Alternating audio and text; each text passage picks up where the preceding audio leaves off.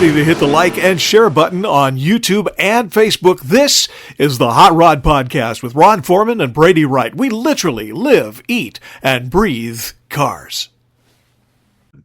Hey, it's Brady Wright. This is the Hot Rod Podcast, episode number 365. And tonight, my co-host Ron Foreman is not able to be here. He's got other commitments. However, we are going to have some fun by checking in with Brent Lundquist and James Roberg of the North Idaho Rats and Customs Car Club. They are on their way to Ratstock. And if you've paid any attention to what's going on this spring and fall and summer, it's been an amazing lead up to what's going to be probably one of the largest rat rod events in the country for the entire year. And we're going to check in with them as they make their way over towards the Psycho Silo Saloon in Illinois. They should be there pretty quick. We're going to check with them right now.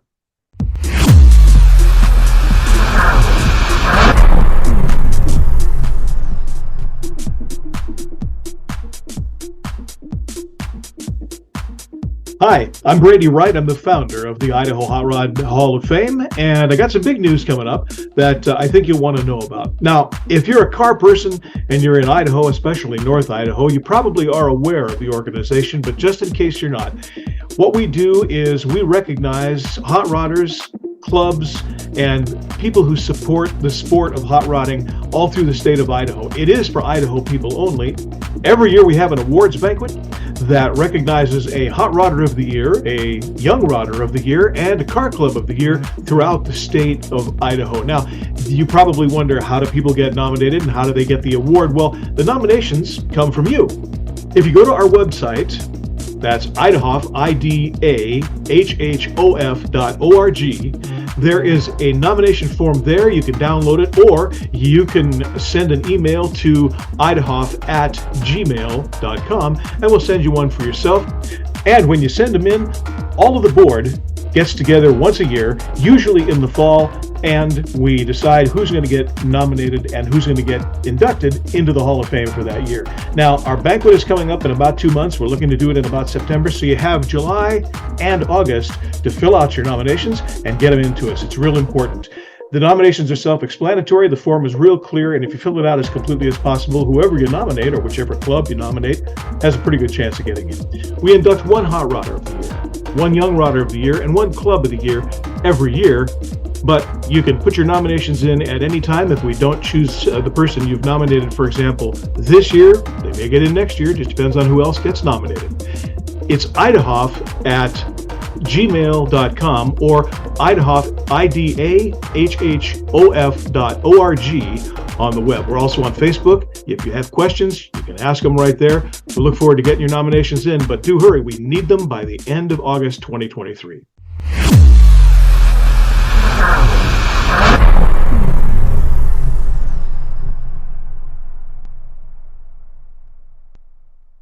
With me now, live from someplace in the Midwest, I've got Brent Lundquist. Let's see, I think it's on your left because everything's reversed on here. Anyway, Brent is waving now, and James Roberg. Brent is the king of everything involving the North Idaho Rats and Customs Car Club from Coeur d'Alene, Idaho. And James is a member of that club as well. James also owns and operates Town Hall Customs, a custom fab shop and building shop. And you guys are on the way to Ratstock. In fact, did I understand that you just arrived today?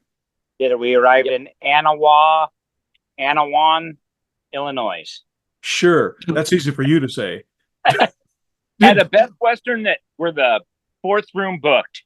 Very nice. It's a ghost town.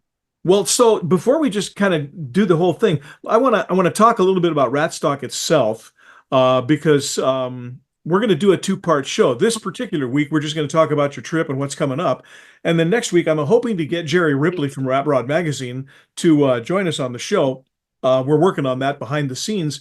But even if we don't, we can talk a little bit about the events and stuff that are going on. What is Ratstock? Let's start with that. Well, it's as far as I know, it's just another big rat rod car show here at a silo down in Illinois. It's Psycho Silo Saloon. Yeah. It started, it's actually the second year, so I don't know much about it. They last year I think they had like 350 cars or something like that. Yeah. This year, they were saying they were hoping for over 1,000.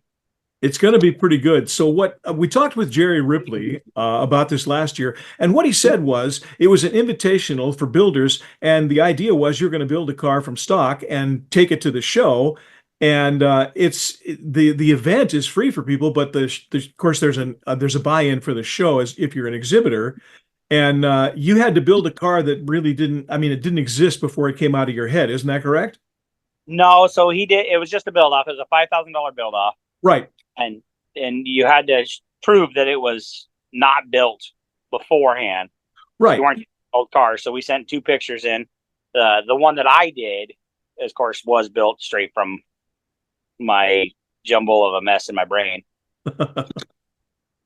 So Well, not everybody can build a car from scratch. James has done some, and you, of course, have, and I'm in the process of it, but you guys are way beyond my level of skill. I do know that your car is, let's see, it's called the Hoodrat Boattail, Hoodrat, yep, Hoodrat Boattail. and it started out as a bunch of truck hoods from various years of trucks. And tell me a little bit about the car. By the way, while we're doing this, we're going to run pictures along of the car and the trip and the other things that you did. We'll talk about the bribe trophy too along the way, but those pictures are going to run as we're going. So uh, Okay. if you need to describe something, just say, look at the picture and you'll see, and the picture will be there as if by magic. So how'd you decide you wanted to build a boat tail?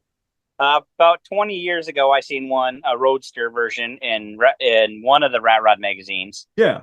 Time, and I fell in love with the idea. I've seen a couple of half thought boat tails, with actual boats where they put on there and put a Model A cowl on it and called it a boat Sure. tail.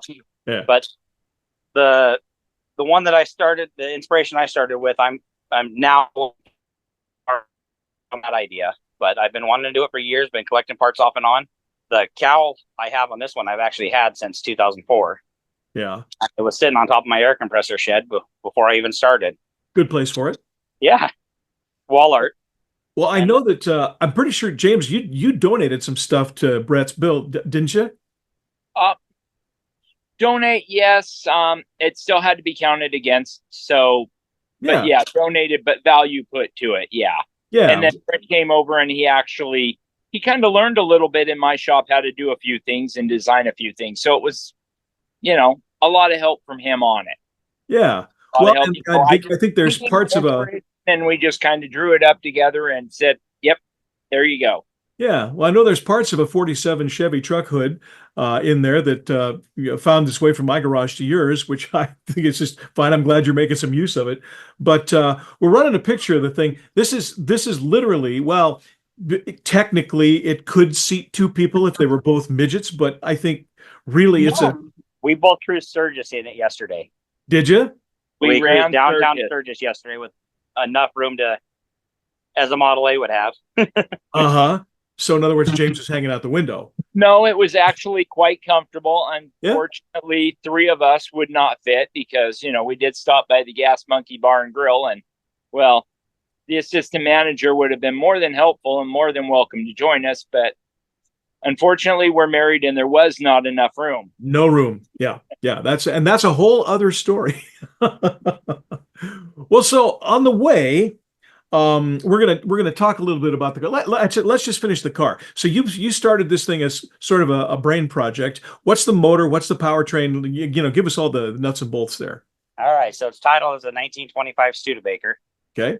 It's got a 1970 292 Chevy punched out 60 over. So it's a 301 turbo 350 transmission. The cowl, it's 25 Studebaker. The front hood is your 46, 47 Chevy truck.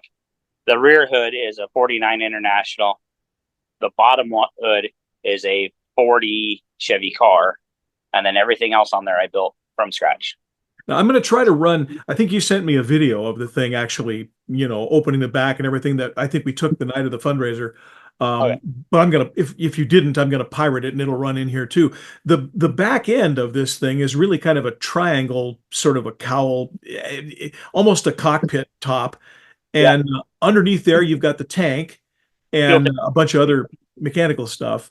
And the interior is pretty Spartan. There's not a lot of creature comforts in there. Oh, it's comfortable enough. Well, you didn't drive it over there. Let's just put it that way. Yeah. Before we loaded in the trailer, I had about 10 miles of runtime on it. So, Yeah. The 1,686 miles it took to get here, I don't know if that would have been a good shakedown run. Yeah, I'm sure of it. But now along the way, you guys made a whole bunch of stops at the scenic roadside attractions and gas stations and stuff like that, so that you could take pictures of some trophy that James made. You called it a bribe trophy. Let's talk about that. Okay. How'd you come up with that idea? Well, so we did this a few years ago at our car show.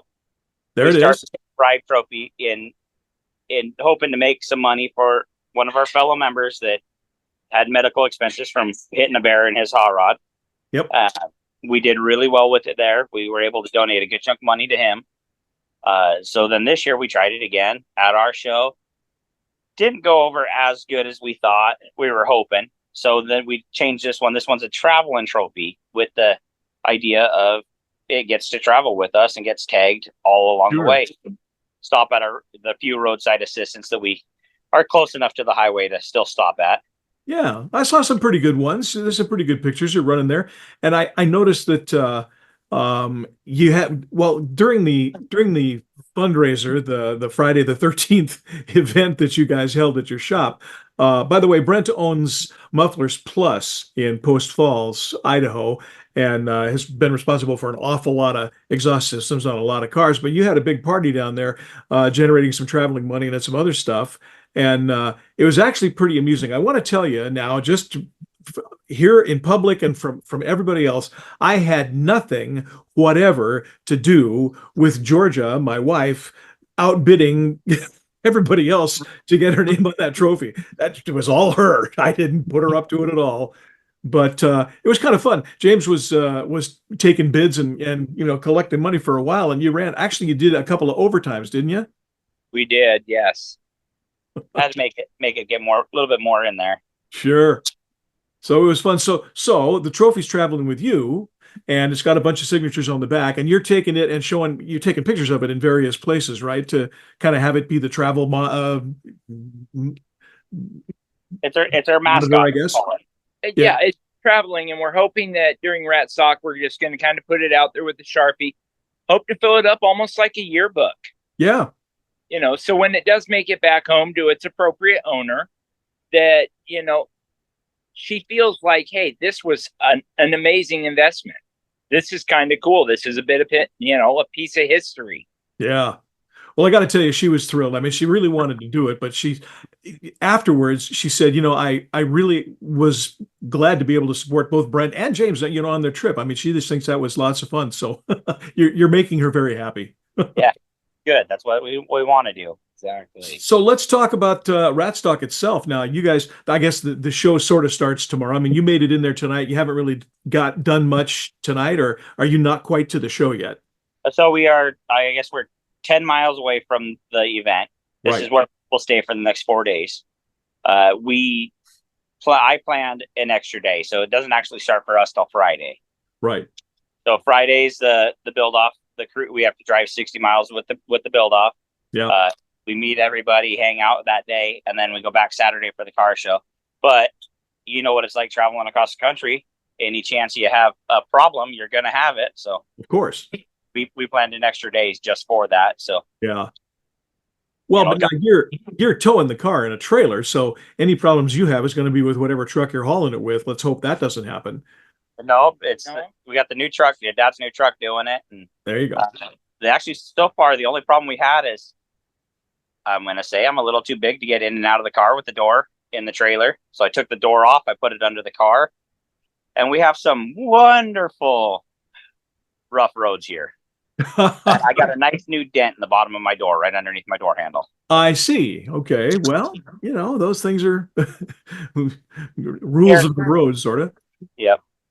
But that earned its first scar. That's about the only issue we have, though, all the way here. So, well, except for all the looky-loos through Sturgis. Yeah. I'm sure.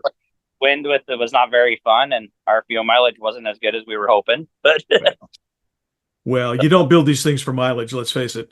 I was talking the tow rig.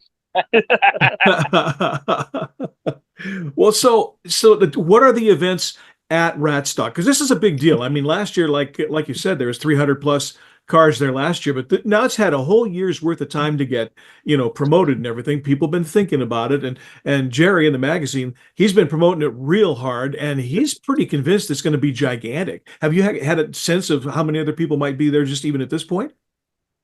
So on the build off, we started when we started the build off, or when they finally called the number, we had 302 entries.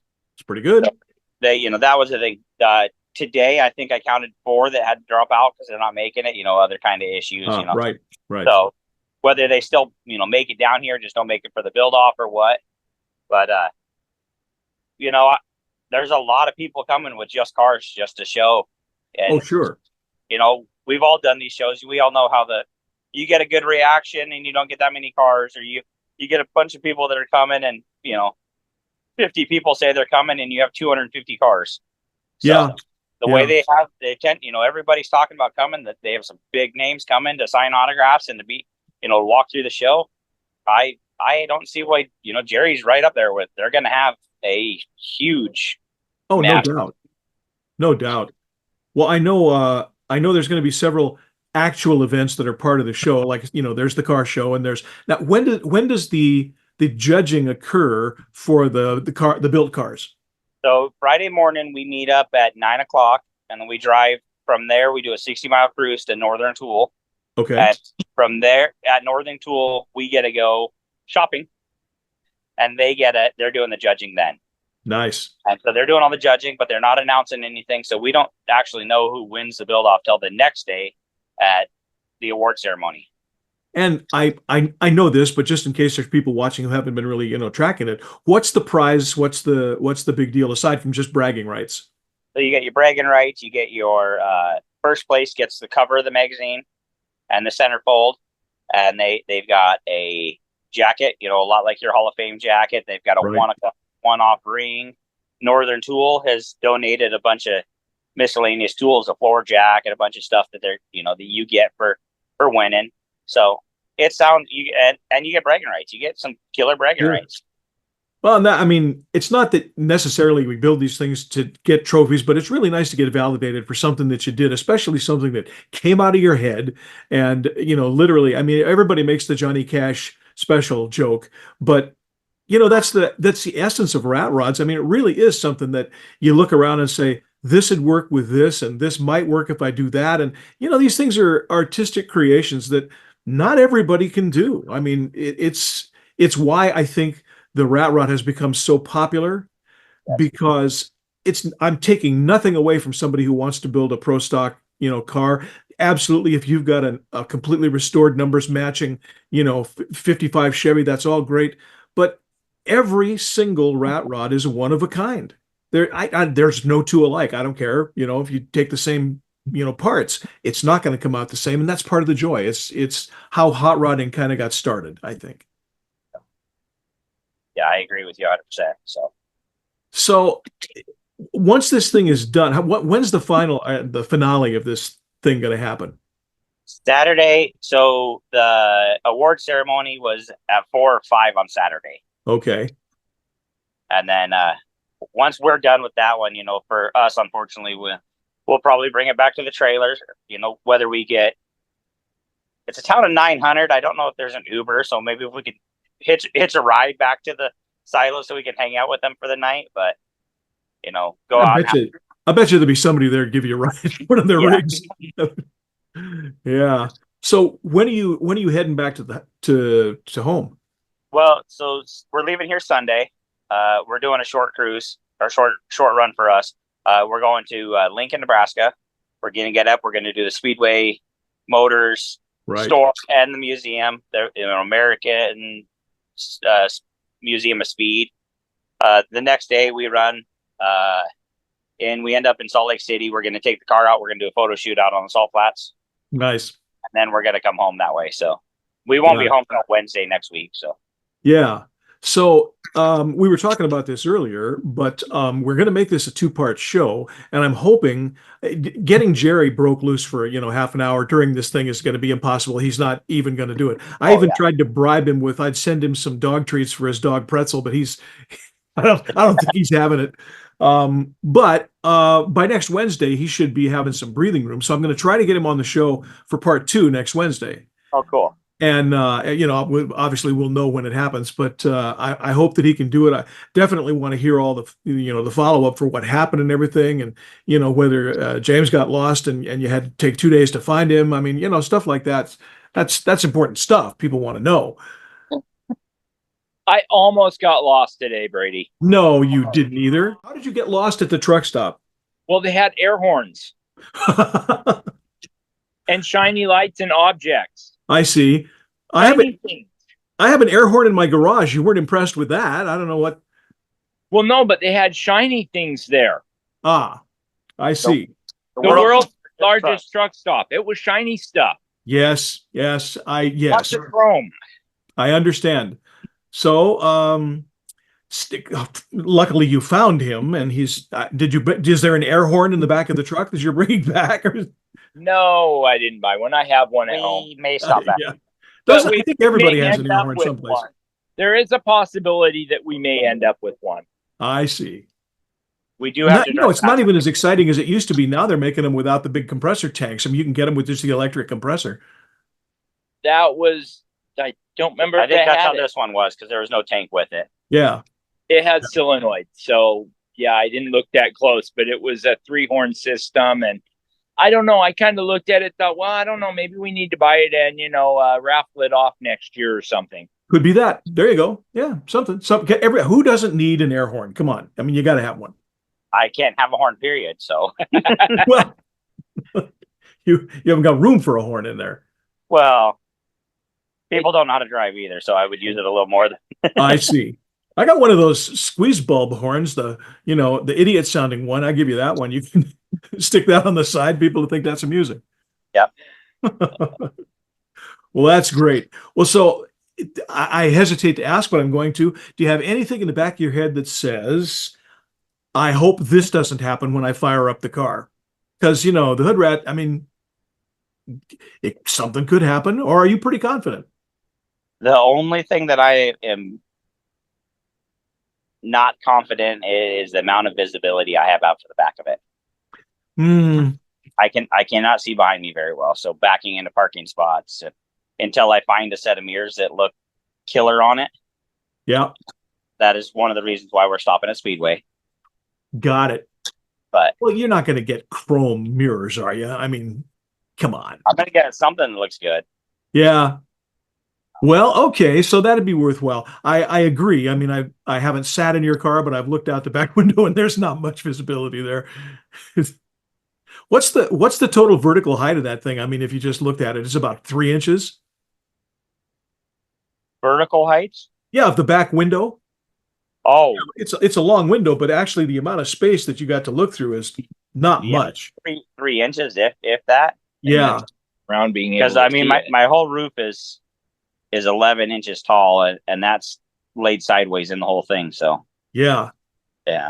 Well, I mean, some of the pictures, people have seen it, but unless you really look right straight, I don't think I've got a picture right straight to the back of the thing, and it's pretty slim. Yeah. Well, we need to get one of those magnetic backup cameras and just hang it back there someplace. I have one mounted underneath the back. I did mount one, so I can see behind me. When you were there on Friday, you saw the screen inside the car. Yeah. Yeah, there's a backup camera underneath so that I can at least not run into a curb. That'd be good. Yeah, you're not exactly a long ways off the ground either. That's you got about what, 4 inches clearance? 5? 3? 3? Yeah, I mean it's pretty slim. The whole car's waist high, so yeah. Yep. Well, that's going to be fun. Well, I know you guys are having some fun. I know we've seen some of the pictures, and some of those are running in here. And I know you're going to meet a bunch of folks, and we hope to get some video and some other stuff on the Facebook page. Hoodrat the Boattail is the name of the Facebook page that you created for the car and the run and stuff. And there's been a lot of stuff on there. If you're watching this and you want to check out what these guys are doing, go to Facebook, go to Hoodrat the Boattail, and you'll see what kind of craziness they get involved in. Both of their wives know the name of the Facebook page, so there's nothing gonna be anything on there that would get them in trouble. Why are you laughing, James? Yeah. My wife just wanted to know when I was going to have an Uber picking me up, taking me to the airport. I see. That's not a lot of confidence. Come on, you make it back. Well, no. 1,700 miles, 2 best friends, 1 truck. Yeah. Okay. You can only spend so much time with one person. Oh, I see. It's already to that point, is it? Okay. No, we're doing good. I know you are. I'm jealous, and I'm happy for you at the same time. And I know you're going to have a great show and a great time and a great trip. You'll talk about it for years. Until next year, when you do this whole thing all over again. Well, next year I will not bring an enclosed trailer. It will definitely be a trailer. Yeah. And we've seen a few cars on the way here, and I got a couple ideas for a different one, whether it's next year or not. But there's a good chance that next time we come, we'll drive one. That'd be fun. So. Well, all right. Well, guys, Brent and James, I really appreciate you taking the time. I know you're probably dragged out from all the traveling, so go have a beer and get some sleep, and we'll do this next week. All right. We might be in the truck, so it might be a little bit hard to see you. You talk. That'd be okay. I'll be driving. We'll just run in and out of cell zones, and maybe it'll work, and maybe it won't. We'll figure it out. Hopefully, we're just trying to figure out which we'll way be we in come. Salt Lake or at a hotel by that time. Okay. I mean, depends on the time difference, but we'll figure it out. Works for me. All right, buds. Well, have a good time. Good luck with this, and thanks for, like I say, just taking some time and giving me a yak here. The Rat Bastards Car Club of Idaho loves a good time, and we'd rather build it than buy it. We're a family-oriented, non-profit car club that welcomes all 1969 and older, in the rough as enough, real steel and iron. We're all about old school, traditional hot rods and rat rods. We get together, we have fun, we help each other build, and we cruise like crazy because that's the way car clubs are supposed to be. The Rat Bastards of Idaho is a new class of old school. Our signature event is the Infestation Show every July. Check our Facebook page for location, time, and date. We're charter sponsors of the Idaho Hot Rod Hall of Fame and the Hot Rod Podcast. Join us at cruise-ins all over Idaho and eastern Washington. Joining the club is easy. Just contact us through the club Facebook page or contact us at any event. Check us out on the Rat Bastards Car Club pages on Facebook.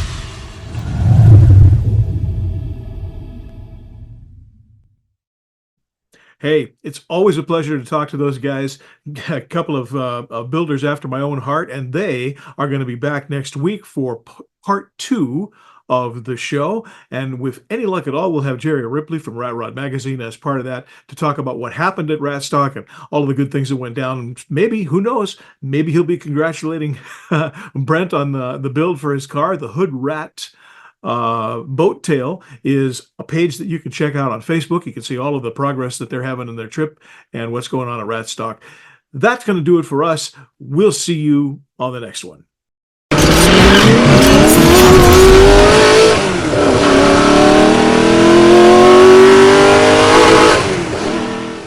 That's it for this episode of the Hot Rod Podcast. Be sure to like and subscribe to our show, and we appreciate it if you smash those notification buttons too, so you'll know when a new one drops. For Ron Foreman, I'm Brady Wright. This has been the Hot Rod Podcast. We'll see you on the next one.